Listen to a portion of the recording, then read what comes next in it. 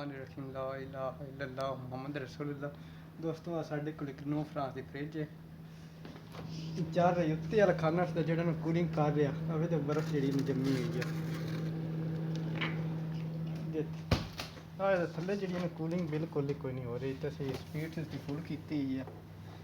इसकी कोई ब्लॉकिंग है वो चेक करते हुए की मसला केड़ा है कि चीज़ इसकी काम नहीं कर रही। पिछे तो टाइमर लगो डिस्क हीटर पक्का एक लगो चेक करते हुए कि चीज़ नहीं काम कर रही।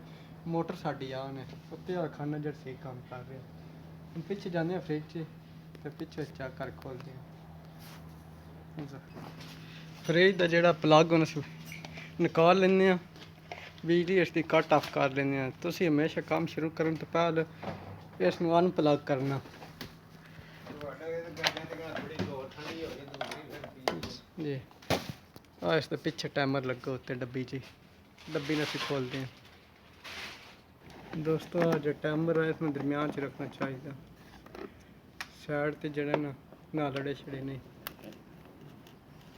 अड़ जाए तो टाइमर रुक जाता फिर जो पॉइंट तो उसकी रही है। डब्बी हमने इसकी खोल लिया इसकी वायरिंग हीटर आ रहा इतने डिस्क फ्यूज सारा कोई सिस्टम इदा पिछे है। एक एक चीज़ असं चेक करते हैं बस चेक करते हैं इसका टाइमर है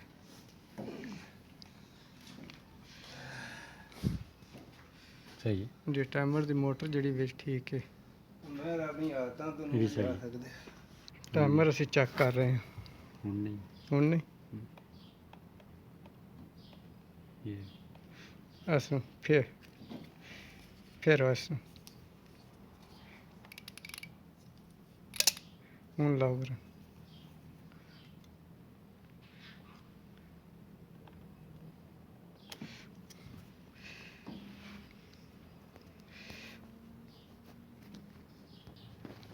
हीटर असी चेक कर रहे हैं सही है हीटर ठीक है इसका सही है। दूसरा हीटर चेक कर रहे हैं वो ठीक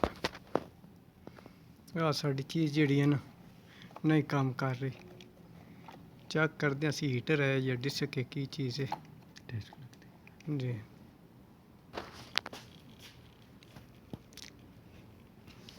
साड़ी टाइमर जी ऑन हो गई थी जी। टाइमर तो मोटर चल रही है अंदरों से खोलते हैं चेक करते हैं अंदरों से खोलने लगे हैं फ्रिज ने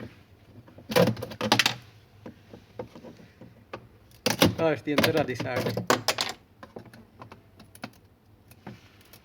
चार पेच खोलना अगो साढ़े खुला जो फ्रंट रस्ते ला जाए कवर च नहीं हूँ असी आ चार पेच असते खोलें दे साइडा वाले पेच की वड्डी प्लेट जी है ना वो बाहर कड्डा दे पिछे वाला सिस्टम अस चेक करते हैं की प्रॉब्लम है। पेच असी खोल दिते ना तो इस प्लेट जी ठीक करनी असी जी शाह का बच्चा है छोटे ही है प्लेट इसकी बाहर काट रहे हैं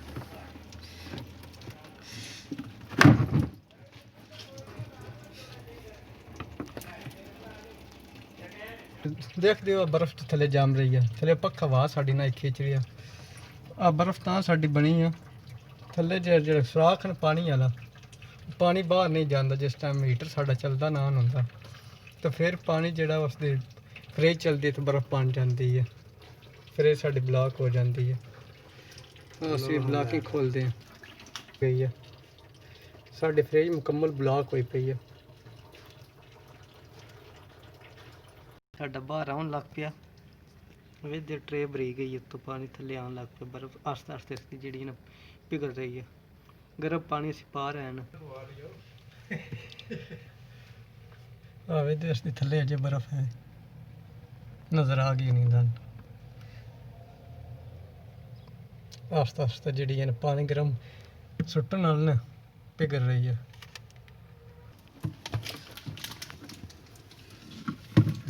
साडा हीटर टुट गया सड़ गया हीटर इसका हूँ हीटर उसने चेंज करन लगे नवा हीटर पान लगे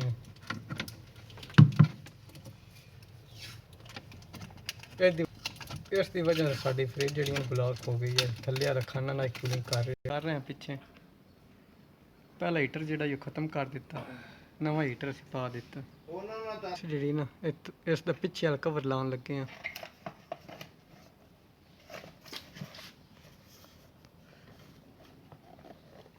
ਫਿਟਿੰਗ ਕਰਨ ਲੱਗੇ ਆ।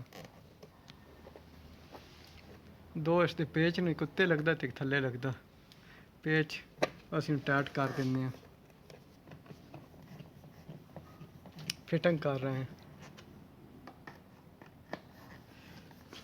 ਆ ਜਿਹੜਾ ਪਿੱਛਾ ਟਾਈਮਰ ਇਸ ਤੇ ਨਜ਼ਰ ਆ ਰਿਹਾ, ਆ ਟਾਈਮਰ। ਹੀਟਰ ਦੀ ਫਿਟਿੰਗ ਹੋ ਗਈ ਸਾਡੀ। ਹੀਟਰ ਅਸੀਂ ਥੱਲੇ ਜਿਹੜਾ ਪਾ ਦਿੱਤਾ ਹੈ। ਆ ਜੇ ਸੀਜੀਏ ਦੇ ਥੱਲੇ ਹੀਟਰ ਲਾ ਦਿੱਤਾ ਸੀ। ਹੁਣ ਅੱਗੇ ਇਸ ਦਾ ਫਰੰਟ ਲੈਂਦੇ ਅਸੀਂ। ਆ ਪਲੇਟ ਲਾ ਰਹੇ ਹਾਂ ਜਿਹੜੀ ਕੱਢੀ ਹੈ ਪਹਿਲੇ, ਬੈਠ ਗਈ ਹੈ। ਦੋ ਪੇਚ ਨੇ ਉਹ ਇਸ ਤੇ ਲਾਉਣ ਦੇ,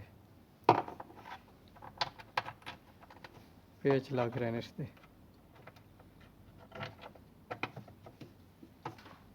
ਪੇਚ ਅਸੀਂ ਟਾਈਟ ਕਰ ਦਿੱਤੇ ਨੇ, ਪਲੇਟ ਸਾਡੀ ਬੈਠ ਗਈ ਹੈ। ਹੁਣ ਪਿੱਛੇ ਵਾਲੀ ਪਲੇਟ ਲਾਵਾਂਗੇ। अब उठा रहे हैं पीछे वाली प्लेट। पेच ਨੂੰ ਅਸੀਂ ਲੈਣੇ ਆ ਜੀ। पेच ਨੂੰ ਅਸੀਂ ਇਸ ਨੂੰ ਲਾਉਣ ਲੱਗੇ ਆ। ਪਲੇਟ ਸਾਡੀ ਜਿਹੜੀ ਪਿੱਛੇ ਫਿੱਟ ਹੋ ਗਈ ਹੈ।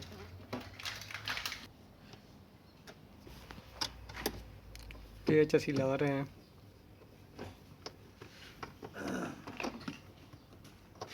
पेच ਸਾਡੇ ਲੱਗ ਗਏ ਨੇ। ਇੱਕ ਲਾਕ ਉੱਤੇ ਇਸ ਲਾਕ ਨੂੰ ਇਸ ਤਰ੍ਹਾਂ ਰੱਖ ਕੇ ਥੱਲੇ ਕਰ ਦੇਣਾ, ਬੈਠ ਜਾਂਦਾ। ਦੂਸਰੀ ਆ ਲਾਕ ਨੂੰ